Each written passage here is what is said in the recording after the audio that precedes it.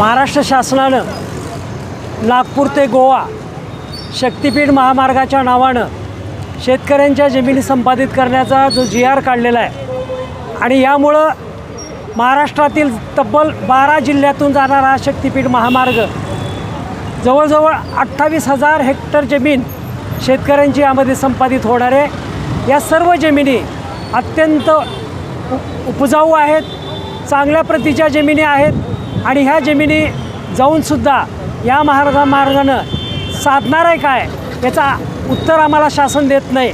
उलट पर्यायी महामार्ग आज आपल्याकडं उपलब्ध आहे। आपल्याकडं कोल्हापूर ते नागपूर हा महामार्ग झालेला आहे, त्याचं काम पण पूर्ण झालेलं आहे आणि त्या महामार्गावर फार मोठी प्रचंड वर्दळ असते अशातला भाग नाही।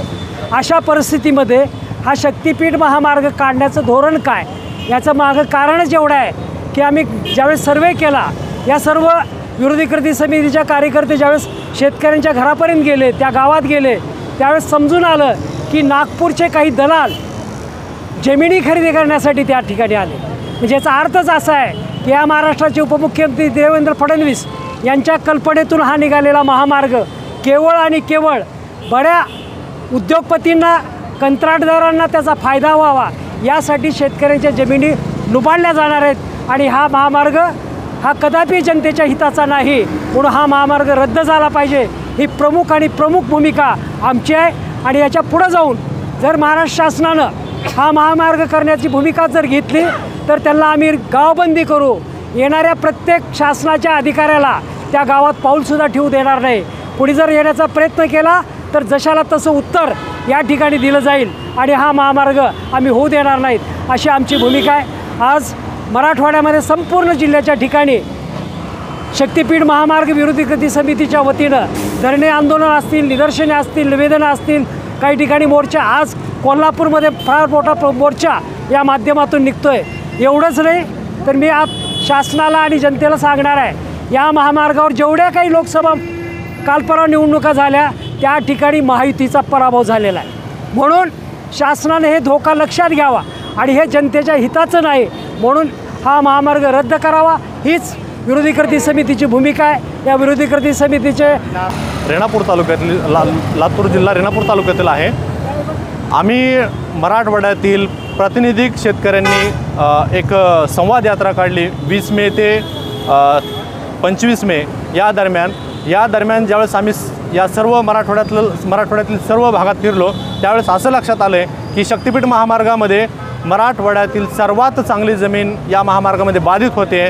याच्यामध्ये हजारो शेतकरी हे प्रत्यक्ष बाधित होत आहेत आणि त्याच्या आजूबाजूला दोन्ही बाजूनी 1-1 किलोमीटरपर्यंत असंख्य शेतकरी याच्यामध्ये बाधित होण्याची दाट शक्यता आहे। लातूर जिल्ह्यामध्ये मांजरा डावा कालवा, उजवा कालवा आणि मांजरा नदीचं लाभक्षेत्र, तसेच औसा तालुक्यामध्ये तेरणा नदीचं लाभक्षेत्र, या लाभक्षेत्रामधील अतिशय सुपीक आणि चांगली जमीन या महामार्गामध्ये जाते। हजारो शेतकरी लातूर जिल्ह्यामध्ये हे बाधित होत आहेत आणि याचा फटका शेतकऱ्यांना प्रत्यक्ष आणि अप्रत्यक्ष ज्यांच्या जमिनी जात नाहीत त्यांनासुद्धा हा बसणार आहे। त्याच्यामुळं आम्ही शेतकरी या महामार्गाला कडाडून विरोध करतो आहे। हा महामार्ग शासनाला जर करायचा आहे तर हा महामार्ग आमच्या सर्वांच्या प्रयत्नावरूनच न्यावा लागेल। हा महामार्ग कुठल्याही परिस्थितीमध्ये आम्ही करू देणार नाहीत।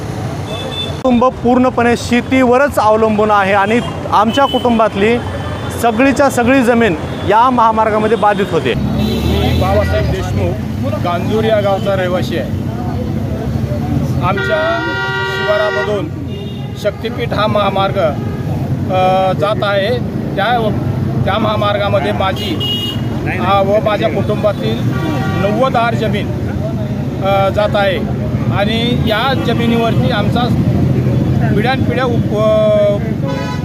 उदरनिर्वाह चालतो आणि हा शक्तिपीठ महामार्ग जर त्या शेतातून गेला तर त्या गटामध्ये आमची नगण्य शेती शिल्लक राहते न वाहण्यासारखी। आम्ही काय करायचं, आयुष्यभर काय करायचं आणि आमच्या पुढच्या पिढ्यांनी काय करायचं हा आमच्या पुढे एक प्रश्न आहे। म्हणून हा मार्ग कसल्याही परिस्थितीत कॅन्सल झाला पाहिजे। सिद्धिंगप्पा ब्याळे, राहणार जवळा बुजुर्ग। या महामार्गामध्ये माझी जवळजवळ कुटुंबातली 10 एकर जमीन जाते आणि या आमचं पूर्ण कुटुंब या शेतजमिनीवरच अवलंबून आहे। दुसरा उत्पन्नाचा सोर्स आम्हाला दुसरा कुठलाच नाही। ह्याच्यामुळं आम्हाला ह्या रस्त्याला विरोध आहे आमचा. हा रस्ताच नको आहे आम्हाला. तर आमचं पूर्ण कुटुंब याच्यामध्ये उद्ध्वस्त होणार आहे. पूर्ण बागायती जमीन आहे, कॅनल खाली जमीन आहे आमची, मांजरा पट्ट्यातली जमीन आहे, ऊसाची जमीन आहे आणि या जमिनीवरच आमचा पूर्ण उदरनिर्वाह आहे कुटुंबाचा.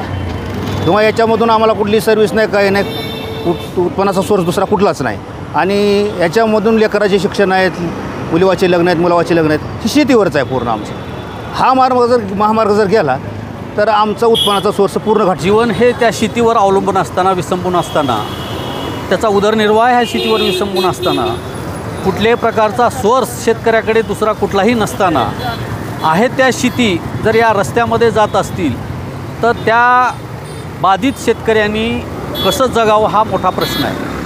पैसा मिळेल, परंतु त्या पैशातून तो शेतकरी ज्या शेतीवर विसंबून राहतो किंवा जी शेती करतो ती शेती जर त्याला पुन्हा मिळत नसेल किंवा हा व्यवसायच फक्त शेती करणं हा जर त्या कुटुंबाचा असेल किंवा त्या शेतकऱ्याचा असेल आणि त्याला जर त्या गोष्टी करता येत नसतील नंतर तर त्या शेतकऱ्याचं जीवन उद्ध्वस्त होणार आहे आणि संपून जाणार आहे. काही दिवस पैसा येईल, काही दिवस त्याचं जीवन त्याला सुरळीत झाल्यासारखं वाटेल, परंतु नंतरचं काय हा मोठा प्रश्न आहे. आणि हा प्रश्न असल्यामुळं सगळे शेतकरी या रस्त्याला विरोध करत आहेत आणि या विरोधातून हा रस्ता बंद व्हावा आणि शेतकऱ्यांना वेगळ्या पर्यायी मार्ग या ठिकाणी मिळावा.